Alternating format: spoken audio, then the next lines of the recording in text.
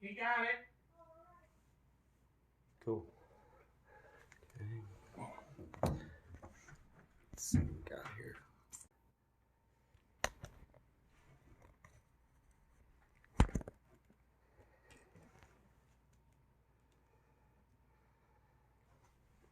All right, let me check something.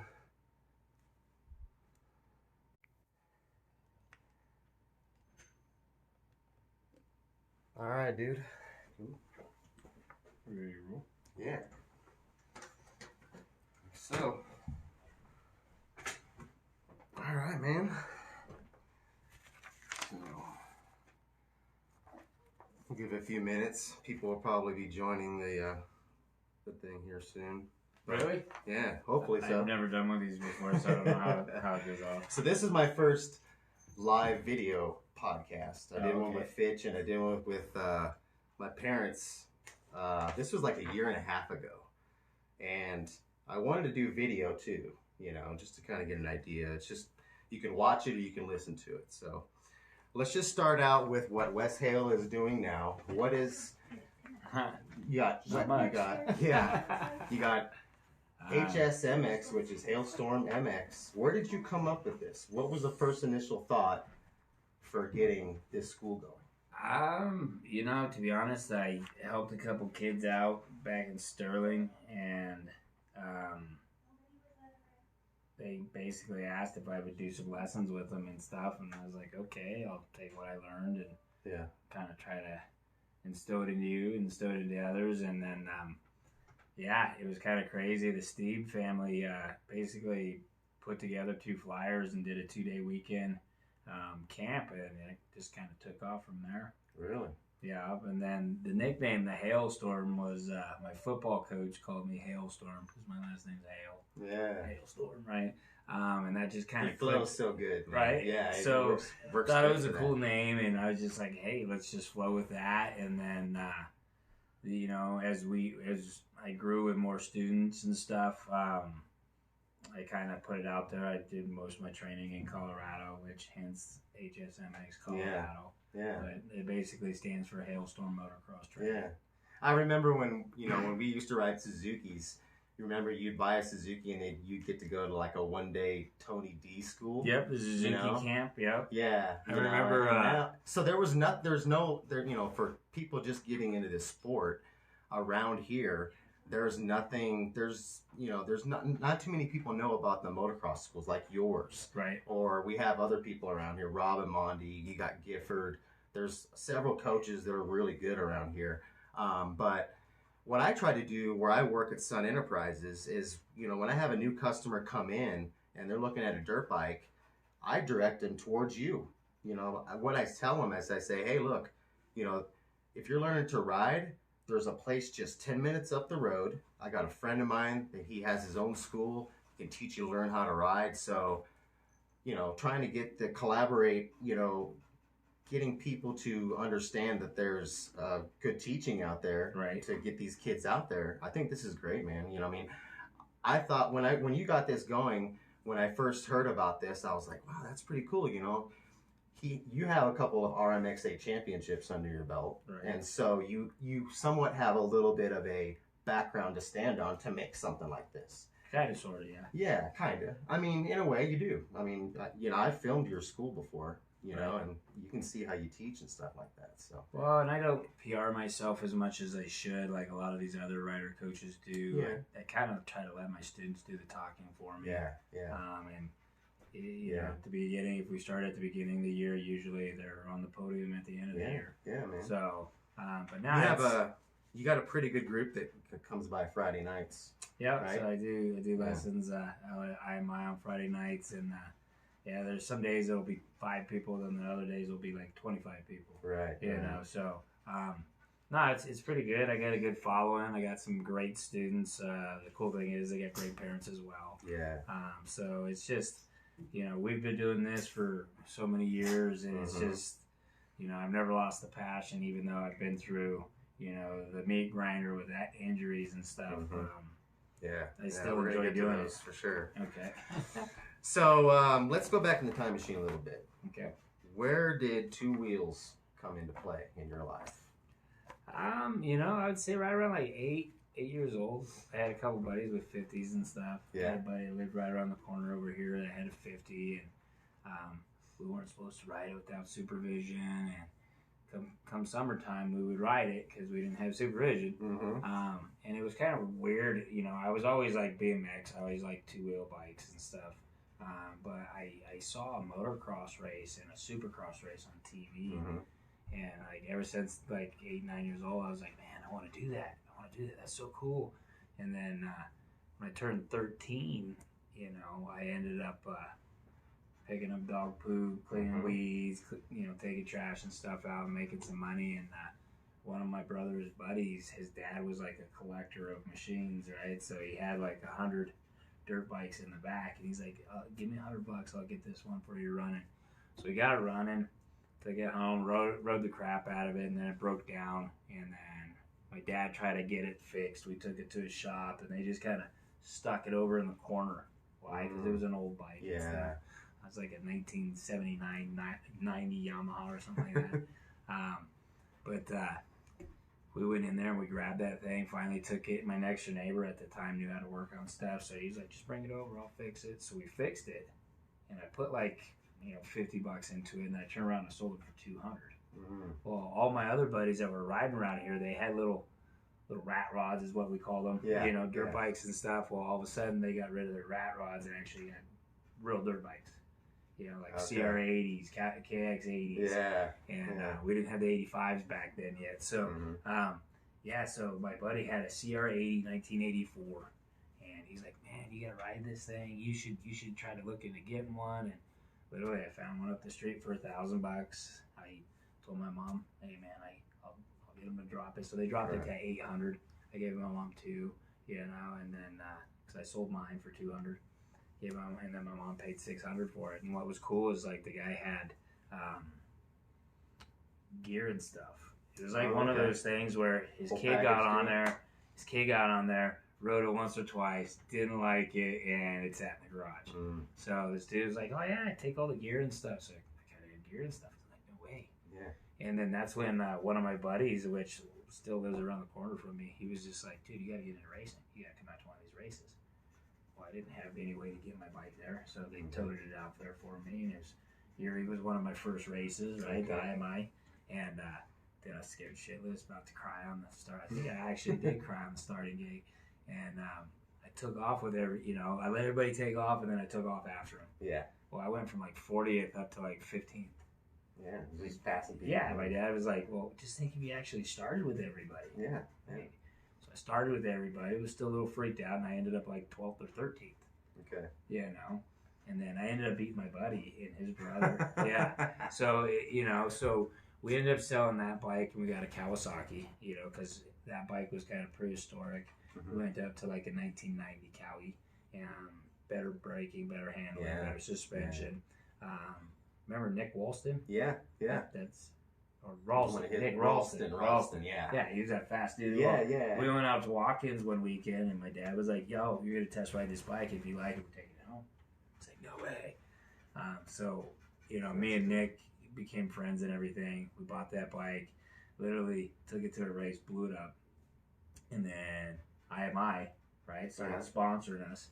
And then he fixed it for me, and then we ran it at a few. So they had a shop back then at IMI too? Yeah, it was more of like...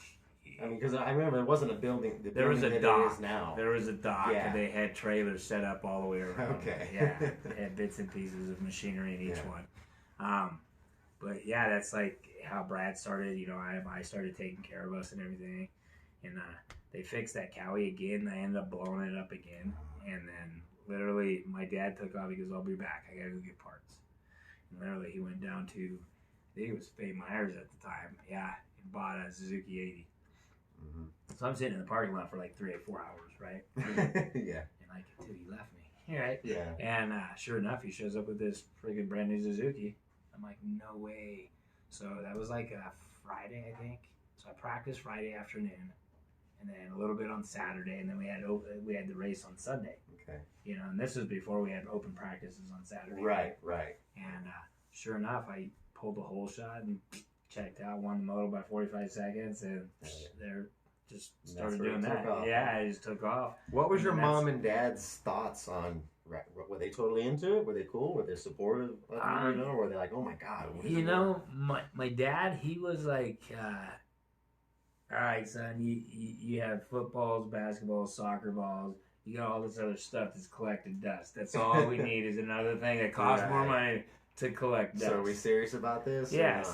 Well, he came out to the race, like, and I think it's, how it is. It's kind of a hook, line, and sinker, man. Yeah. And he was hooked just like I was. And next thing you know, we're going to this race, going to that race, getting these bikes, getting those bikes. And like he told you, the Suzuki Dealer Cup or the Suzuki promotion. Yeah, contingencies. Yeah, they had so much. Well, they had, like, Guy Cooper was there that trained us, Bob Hanna. Bob the Hurricane Hanna was there, Jeff DeMint, and there was a couple other ones I can't remember who they were there. It's because Tony D was paralyzed. Yeah. So he was on a quad. He could sit there and tell you what you're doing. Right. And he would have those other dudes kind of demonstrate to that. Yeah. So. But you had to buy a bike or pay for that. Yeah, so it was like, say for instance, it's 22 this year, right? Mm-hmm. If you had a 21 or a 22, you'd still be on that. You could still do that, yeah. That's the cool thing is like you would go to some of these big nationals and you'd crash your brains out in practice, dude, mangle your bike, and you just roll it over to Suzuki and they fix it for free. Right, exactly. I remember that. They don't have that program anymore. I think too many people took advantage of it. So your first real race bike was an RM80. Well, you had the KX, but it never really stuck around. Well, the CR80 too. It was an '84 CR80. Okay. I think it had drum brakes in the rear, disc in the front. But once you got on that RM on a brand new bike and you won that first moto, it was on. Yeah. This is it. Right? Yeah, and that's like, we had some. I think we broke a collarbone once we got on the Suzuki. Mm-hmm. Had a concussion, had a Supercross. Bob Parr. Yeah. Remember Chris Parr? Yeah. Bob Parr. Mm-hmm. Bob Parr was the ref that day. He saved me from the EMTs. So what did your friends at school, what did they think about this stuff? Because let me tell you a quick story real quick, but I always think that's really cool. I was coming to hang out with you, and it was a couple nights before the Greeley Supercross. Okay. And I came here and hung out, and we went out with some of your friends, and we're all hanging out, partying, this and that. And one of your friends said something like, hey, Wes, you want to go to da-da-da Saturday night? And you're like, nah, man, I got to race a Supercross Saturday night. And I'm like, yeah, we're racing Supercross Saturday night. Yeah, sorry, man, we can't go, I just thought that was like, the way you said it was like, I got to race a Supercross. And I was like, yeah, we're fucking badasses. We're going to race a Supercross, right? Yeah, don't need it. We'll party after the races. We'll party after the races. But I'm sure it was the same with you. I was one of the only kids that raced. Right. Kids, I bet your wrist gets tired. Like, yeah. Well, you got to think I graduated with like 500 and some kids, right? And there was not a single one of them that raced. Right. You had a couple of yahoos that thought they could ride. Yes, exactly. Nobody races. It's kind of weird. We're kind of, diamonds in the rough, kind of the chosen ones in a form of fashion. Right. Because anybody can ride. It's just not meant for everybody. Yeah, that's right. So. Cool. So your first number was 186, wasn't it? I remember you on a Suzuki 186, and then it was 86. 568 was my first number. Okay. And then once I got on the big bikes, it was 186. Did you choose that number? I'm always intrigued by why people choose certain numbers. All my numbers that I had always had like a 1, a 6, a 1 and a 6 in it. Okay. And that's what 16. Yeah, like 568, right? And then I was like 185 or 186 at one point in time. Mm-hmm. And then I dropped the 1 and just went 86. When you turned like mini expert. Yeah. I remember you were a mini expert. For like a year, I think. And then when I got on the big bikes and everything, that's when it switched up a little bit too, Mm-hmm. What was your favorite bike that you can remember? My favorite bike? Yeah. God, I can't remember. It was like a 2000, 2002, 2001. RM 125. Yeah. And it had the Enzo suspension with the canisters on top. Oh, really? And it wasn't a 125. It was bored out to like 154, and I have to admit that bike was fun to ride. It was light. Just put it this way: if you can make the lightweight of your 125 rip like a 250 on steroids. Yeah, that was it, huh? That's like a Ricky Carmichael bike, right? Huh. So, but no, that's of all my bikes, I'm gonna say that was my favorite one. I always talk about that one still to this day. I've had some good 4-strokes and stuff, but nothing like the 2-strokers. Yeah. It's like now I have a 2-stroker in my garage. That's the one I ended up getting hurt on a couple years ago, but.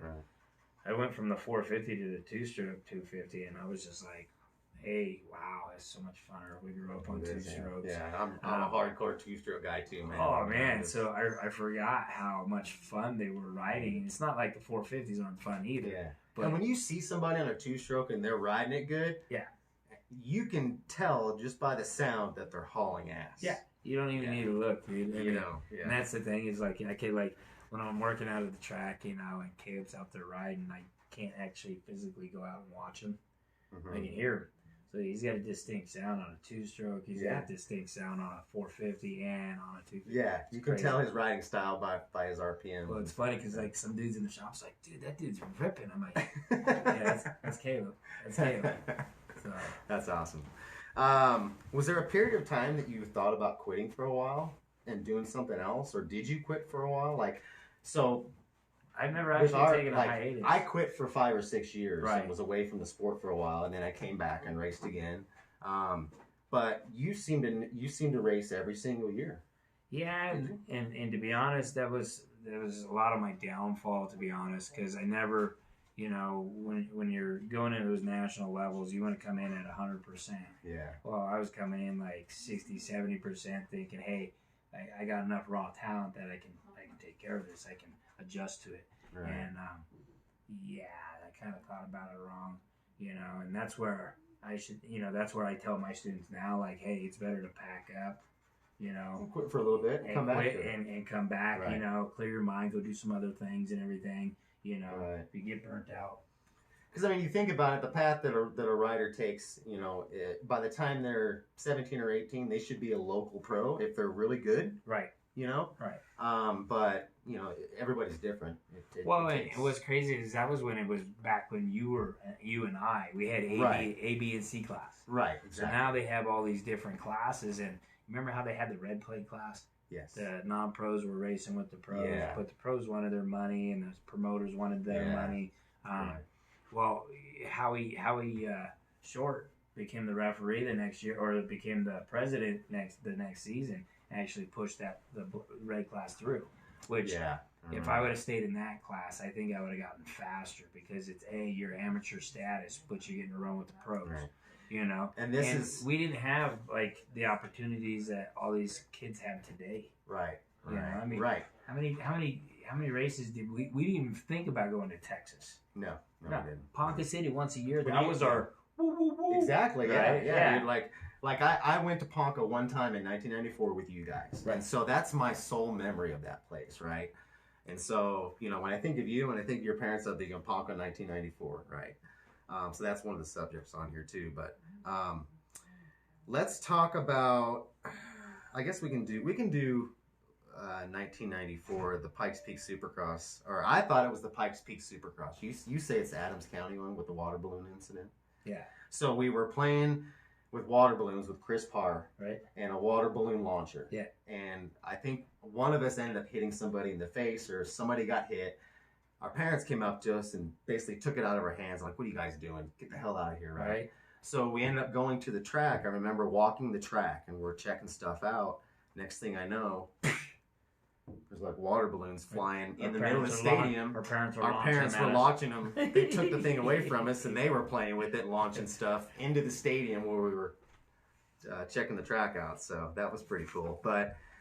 And then that race, I think that's the beginning of where the RMXA came along, because I remember you were wanting to get that red plate class. Right. Remember, I remember a race where me and you were leading, and we pulled over. And let people by. We were trying to prove a point. Right. And I got involved in politics that I didn't really think I was involved with and stuff like that. But that's how the RMXA came along. Is people were like, they wanted this extra class. Right. So there was the SREC and there was the RMXA, and the RMXA people they kind of wanted their own schedule or, deal, AMA sanctioned, stuff like that. Well, in the RMXA, when they built the RMXA, it was an organization for the riders, when, not trying to knock SRC at the time, but, they were more about making the money, and then the Hills and the Longwells, I think it was, those guys were the ones that actually kind of came up with the RMXA and kind of pushed that forward. Yeah. And it divided the motocross community a little bit. It did, to the point where if you were riding RMXA and you showed up to an SRAC, you kind of got shunned a little bit, or vice versa. Like, what are you doing at our race? Right. And with them combining it, I think it's and then good. Rider count went down at both. It's like, well, I'm going to Aztec. Well, I'm going to Brush. Right. Like, so cool. Instead of having now like our rider counts cut in half. Right. Now there's no money anymore because nobody's showing up, or half people are going here and half people are going there. I'm glad that they've merged and have come back together and as one organization now. Hopefully it works out good. Right. We'll see. Now let's go the next year, 1995 Pikes Peak Supercross. Okay. I remember I actually was starting to date my wife Emily at that time, and I took her to this race. So this is I raced the year before with you, and then I quit. Okay. I got into cars and high school shit like that, did the typical stuff. But we came to watch you race, and I remember it was a 125 heat race. Yep.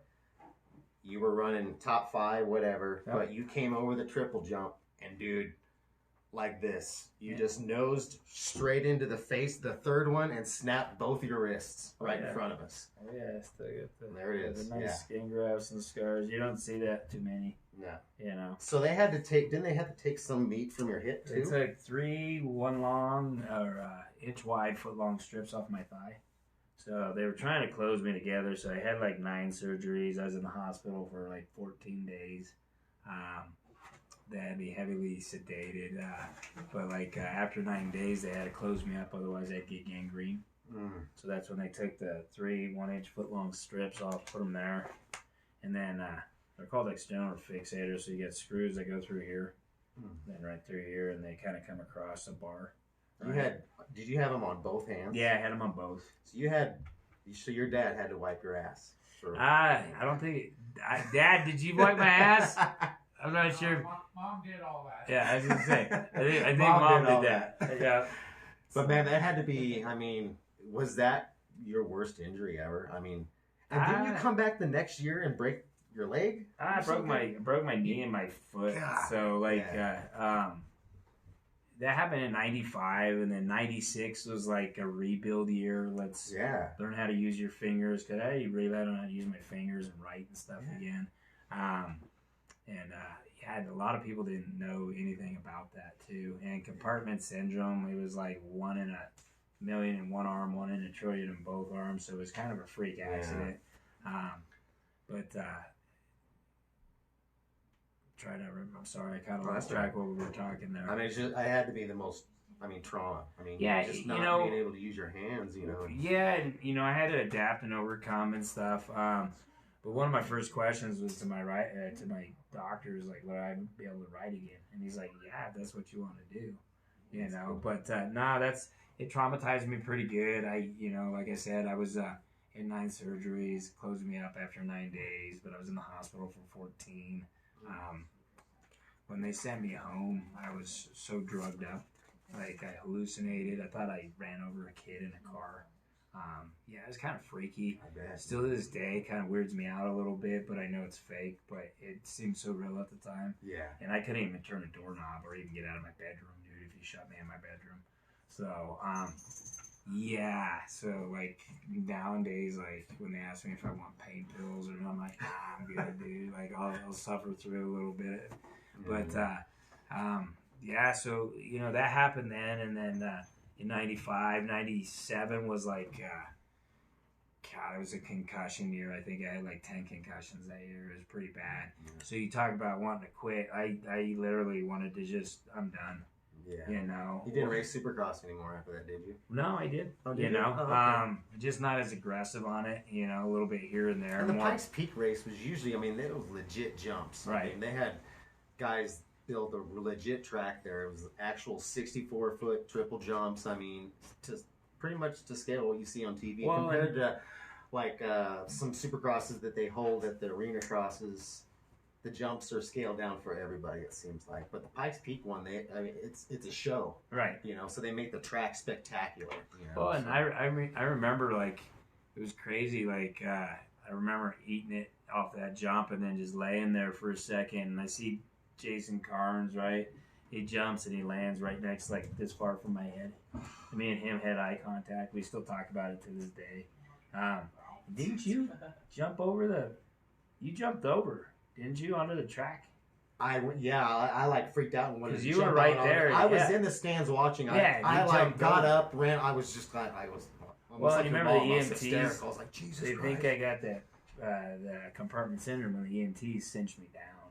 And that's when you guys came over and like kind of threw the EMTs off, and pulled the straps off, right? Yeah. And then later that night they set my wrist, and then the next morning my hands were swollen, and literally like we did emergency surgery as soon as I had a stroke too. So I was in so much pain that they sat me on a table right out in the hallway, and I literally had like a stroke. And they didn't know about it until like a year later when I had like a head injury.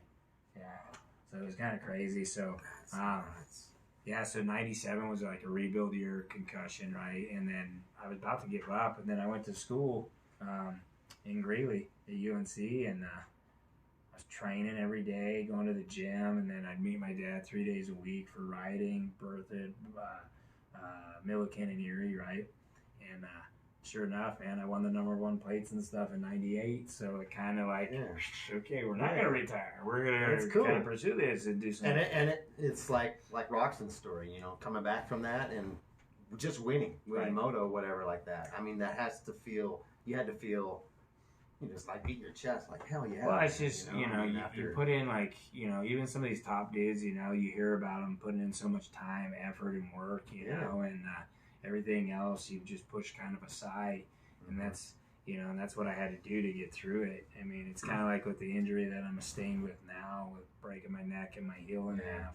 That's almost been in July. It'll be 3 years, but my neck's better, but it's still stiff, but my foot's still jacked up, and the funny part is all I want to do is ride again. Yeah. So I don't know if I'm not smart enough to quit or too stupid to stop. But, but it's a fun sport. Yeah, for sure, man. Let me tell you, there's another story that I like to tell, that like one of these badass moment stories. So, in '94.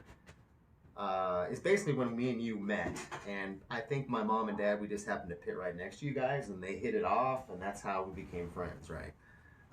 But there was a doubleheader race down at Aztec one year when early in March they canceled a race because of snow. We woke up and there was just a bunch of snow, so they canceled it. So they made a doubleheader during the summer, and it was the middle of June, or at the end of June, and it was over 100 degrees both days. Oh wow! But we raced the track one way. One direction the first day, and then they reversed for the second day. But we went out that night with Micah Moyes and a bunch of other people, and we went go-kart riding and shit like that. Right? Yeah, it was Micah Moyes, Chad Walston. Yes. I think Jeremy Heinrich was there. There's a bunch of people that went down there. But Joey Kendall. But it was Saturday, and you raced, and I don't know if you were leading a race or what, but you crashed and took a handlebar to the gut. And before you were done rolling, I saw the crash. Before you were done rolling, you were throwing up. Like it just hit you in the gut and boom. And dude, your face was jacked up. You're all jacked up. And I did fairly well. But I come in and I see you and I'm like, man, hell of a day, right? We go out later that night and we get trashed, drinking, whatever, all this stuff that we did. And I'm not drinking because I'm like, oh, Mr. Goody Goody, I got a race tomorrow. And you're just like, you hit the ground and you got all drunk. The next day you woke up and you won all 4 motos. I don't remember that, dude. But yeah, I remember it vividly, dude. I remember us going to the go-karts and getting kicked out. Yeah. I don't know what for, but yeah. I think it was because Micah was spinning everybody. He'd spin, and people would just be clobbering people and stuff. But I know we did go back to, I think it was Micah's house. And they did drink a little bit. I don't think I drank a bunch, dude.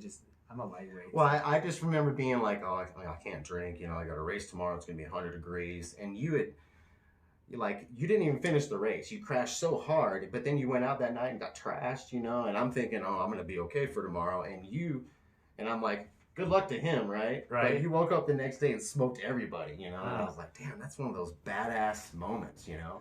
It's like a Ron Machine moment, you know. He goes out and parties all night, and then he wins everything the next day kind of shit. So, did you have raced Loretta's before? How many times? I have never actually physically made it. Okay. It was kind of funny because that was when the whole red plate thing was going on. Yeah. We just heard about Loretta. We didn't know really much about it. Okay. Just thought it was a race, but then everybody started talking about it. But by that time, I was already a pro. Mm-hmm. So, and there was so many faster pros than me that were trying to qualify for that. So me personally, I've never actually physically been there. Okay. Until this last year when, you know, my son actually qualified, which was really cool. Cool facility, just a cool race to actually be at. Yeah. You know, hot as shit though. I bet, man. That's what I hear. Dripping sweat. Yeah. The pit is crazy. It's anarchy. I'm surprised people don't die. I know. I mean, there's scooters, there's side by side, there's golf carts, everywhere, bro. Everywhere, yeah. And the whole week, I'm like checking my phone, like, okay, got another text message from Motorsports, right? Yeah. And the reason it's for it, right? They're like, hey, you're responsible for your kids. Hey, you need to pay, tell your kids to wear helmets. Hey, you know. So they kind of unleashed a beast, and it was. I have to admit, there's orders of some chaos, right? Yeah. There was definitely some organized major chaos, dude, but they had order to it. That's cool as shit, man. But cool thing is like we were about a mile away from the track. Yeah. So you got camp 1, 2, and 3 right around the track, and then you drive up and over this big ridge into another valley. That's where Loretta Lynn's museum is. Yeah, I've seen several videos on the grounds and where everything is. I've never been there either. I hope to go there one day, and hopefully Carter will qualify someday. Right. And go. You know, I've always wanted to go. I've never had the means to go, and we really don't have the means to go either. You know, but you try to give your kid an opportunity. We spent a lot of money going out there and everything. My buddy Tyler Walker gave us, lent us his motorhome. Didn't even charge me anything. Yeah, that's cool. It was a trip, but and that's what you need. I mean, right? Some families need that help. You know, hey. Oh, and you can't not have air conditioning out there. Oh, that's what I hear. You cannot, dude. Yeah, dude. Even when we were next to the river and you can jump in the river, dude, the river only keeps you cool for so long. And what's weird is it's hot as shit during the day out there, and then it's chilly at night. Yeah. Yeah, a lot of times you got to put on a jacket and stuff. It's a trip because of the humidity.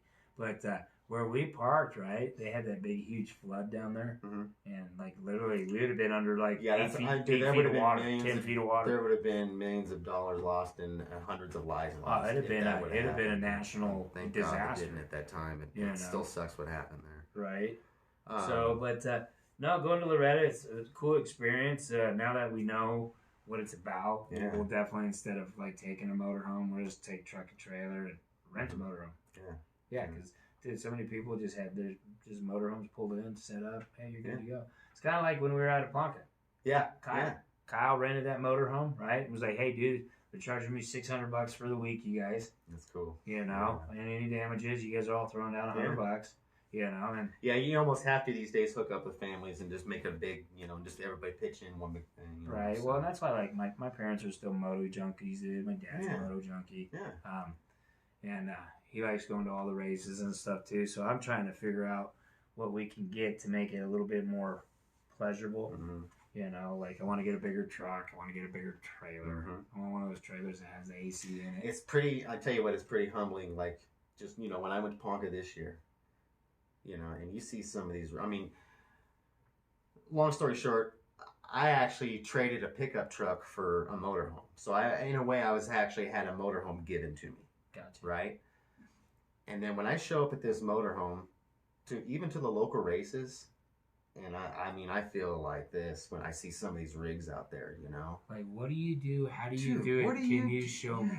Exactly. Right? Yes. Like, and then some of these guys that have all this equipment, I should have paid attention in school. They're major alcoholics and stuff like that as well. You know, yeah. Like some of those dudes with those huge rigs drink. Yeah, that's true. Yeah. But that's the thing is like you go to these nationals and you see these $250,000 rigs, dude. Plain and simple. Well, when we went to Ponca, I took a video of this whole rig setup, trailer, like 5-6 bikes for this one little 8-year-old girl. Right. And I'm like, damn, bro, that's you better awesome. Be fast. That's great. You better be fast. That's what it is. You better be fast. All right, so let's talk about Caleb here. When you first heard about that you were going to have a son, okay, what was your thoughts? Oh shit, or hell yeah, or well, once we found out we were pregnant, to be honest, I knew he was going to be a boy. I didn't have a doubt in my mind. Okay. And if you I don't know if you mind asking what the relationship was with his mom, or it was. I don't know. So his mom stuck around till you were what, 3, Caleb? 3 years old, you know, okay. And then she split and decided to do something different. I fought teeth and nails for custody of Caleb. She went down a dark path. I ended up getting full custody of Caleb. Cool. Which is funny. She lives down the street, 2 miles away. She never sees him. She actually came to his graduation, which he hasn't seen her in 2 years. Yeah. Last time he actually physically saw her before that, she showed up at one of his I ran across races, plastered. She was wasted. But no, so we split. He was 3 years old. I got full custody. And I'm like, yo, I ride motocross. I train motocross. Guess what you're going to do. Exactly. And then, we did a little bit on the 50s and stuff. He had 350s, 450s. Was it 3? No. He had a KTM, a Honda, and a Cobra. And the JGR. Oh, yeah. So we went through 450s, right?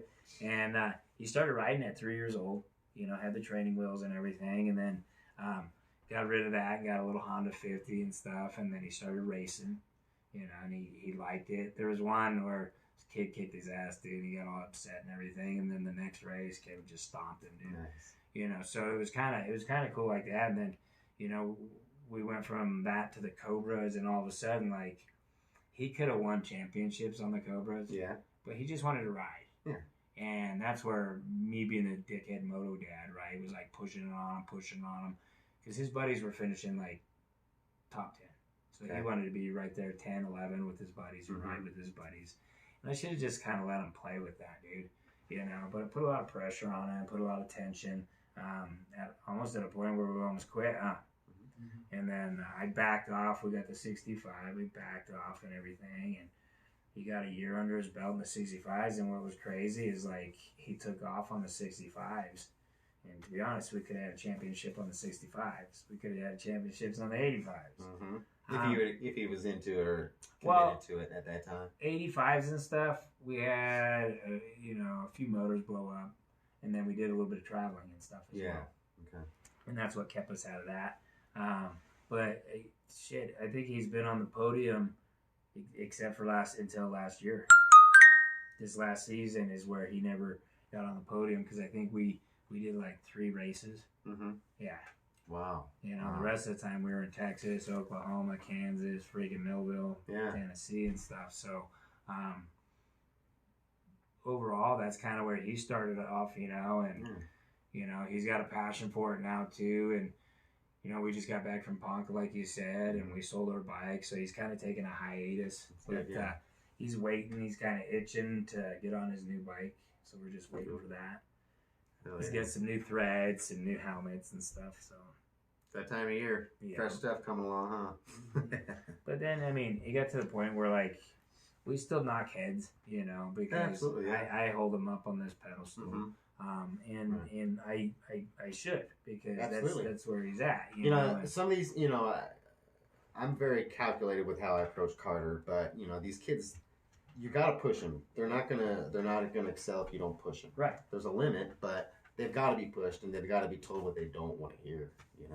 Well, and that's where we have issues. He does not like when I say the things that he's going wrong. It's just where they beat me, and I tell him, and he doesn't like the sound of it, and I'm like, well, they don't ask the question. But so we butt heads a little bit and everything, but it was kind of like when I was growing up, my dad and I butted a lot of heads too. Yeah. And you know, my dad came over, and I call it the dad or the parent don't know shit syndrome. Mm-hmm. He comes over and he tells me, he goes, hey, you crashed and you lost that race because of this, this, and this. You would have done this, this, and that, you would have won that race. Well, a pro dude came over like 10 seconds later and said word for word from what my dad said. Yeah. Didn't even know my dad said it to him, you know, and sure enough, I was like, oh, okay. And then at that point in time, I realized, like, Dad actually knows some shit, you know? He actually knows some shit, you know? Right. So, and we went from, like, butting heads to bonding a little bit more. You know, but like I ain't gonna lie, like I put for sale signs on this dude's bike. Yeah. You know, we all kind of get him to motivate him, right? Yeah. You ain't gonna ride this thing, we're gonna sell this thing. So what do you come think here to about, trail ride? What do you use him in like in your schools to like, hey, Caleb, or demonstrate this for somebody? Yeah, he does how to do stuff. He does demos. Yeah. Talking to the people and stuff, he's not like Dad where I can but I mean that's your job there. Right. But I mean I think he'd be no, you know, I would love to do what you're doing. I would love to get my own coaching license and either help you or do my own coaching on the side. And I would use Carter as my guinea pig or my example. Like, you know, show them how to go through this. Yep. Even basic stuff, just basic body position and stuff like that. No, I use him quite a bit. Our kids would be great, you know. I mean, I think he'd be good at doing that stuff like that. So. Well, it's like Gifford, right? And Scotty Scrubs. Yeah. I brought him up to a Supercross camp. Mm-hmm. Paid him a couple $100 each day just so that they could ride the Supercross camp. Yeah. And, hey, Gifford, go over there, do the whoops. Scotty, go do the whoops. Okay, see how there's two different body styles, two different angles, two different ways, how they're hitting them. One's pounding them, one's kind of rhythm them. Okay, this is where we got to figure out how you guys do this. Yeah. You know, which works better for you individually. So now I think that comes in handy and stuff too, especially with me being hurt. You know, you've ridden before, so a lot of this visualization is huge. Mm-hmm. It is. You know, there's certain things that I try to tell Carter, like, you know, like, hey man, the last moto of the day, the sun is going to be in your face. You know, when you think about stuff like, you don't think about the time of the day or where the atmosphere of it is. Right. There's things like that add up that come into play, I guess you could say. So you try to prepare them mentally, you know, like, hey, this time of the day, the sun's going to be right in your face. You're not going to see, you're going to be shadows, this and that. Be prepared for that, you know, just kind of get their mind going, you know. And so, yeah, that's part of coaching too, is mindset too, right? You know. So. Well, and I'm almost done with my, you know, I got a certification in MSF and the MOST program, Motorcycle Safety Foundation, Motorcycle Operations Safety Training, even Total Control, which came out of like California. But I just got online just the other day and got like 6 or 7 different certs. Right, it's actually one cert, but in multiple processes. Like your concussion cert, your heat exhaustion cert, your cardiovascular cert. Yeah, if you want to get on there and get your license, it's not that hard, dude. You got to watch some videos. I still got to download my CPR stuff and then let them do a criminal background check, which I ain't find anything anyway. So, but yeah, that, like, the USMCA is a new, like, because I ate dinner with those dudes down here at us. And, they're a non-profit organization just trying to get good teachers. Just better quality. Well, yeah, in that way, instead of just Tom, Dick, and Harry's trying to coach, because that's what it is right now. Everybody thinks they're a riding coach. Right. That's why I didn't want to, you know, hey, Corey Cochran or CNC Moto Factory School, you know, I don't have any credentials. I don't have any titles to my name. I do have experience. I've been a pro racer, but I have no, you know, I didn't do anything in Colorado like you did. You have a couple titles, so you have, you know, you're justified. Your business is justified. I would like to start my own business in the same way, but I feel like I'm not justified in a way, kind of. So, well, even like you know, I've been training for 25 years now. Yeah. And like I said, I don't do a lot of PR. You know, and I think if I did more PR work, I would get more students, more people. Because like it really is. I'm not trying to knock any of these other guys in the state, but we have a few here in the state that like you can barely ride. Why are you even training? Like, how can you train somebody to do this when you physically can't do it yourself? Exactly. And that's why I'm doing this interview with you, so you can tell people about why you start this, your training, your certification. So if they watch this video, you know, somebody that moves here, you know, and they just happen to stumble across Colorado Motocross, goes, hey man, I found a trainer, you know. So yeah, that's what it's all about. So let me see what else I got here. What is the best or favorite memory of your racing career? When you think back on memories start rolling through your head, what images pop in your mind, or what race replays over in your head where you're like, yeah, that was my day? Yeah, that's a tough one, dude. To be honest, it's been so long since I physically raced. Right. Like I have a certain chunk where I raced, and so I have a memory of that. Okay. If I raced as long as you did, I would have a hard time recalling some of my stuff too. Yeah, I mean, one cool thing I recall, right, was I was an amateur rider, and it was at the Adams County Fairgrounds. Mm-hmm. Well, I won that class, and I went pro that night. Oh, okay. I came out, I think I pulled second in the whole shot or something. In the pro class? Yeah. Okay. You know, I didn't stay there long. Yeah. But I was out there, and I think that was one of my best. That was a good day. That's cool. That was a good day. Right. What else? I don't know. That's we'll have to do a different podcast on that. So I'll have to think about that for a moment. All right. So one last question. How do you want people to remember you, or when they think of Wes Hale and Hailstorm MX, or just Hailstorm or Wes? How do I want them to remember me by it? Wow.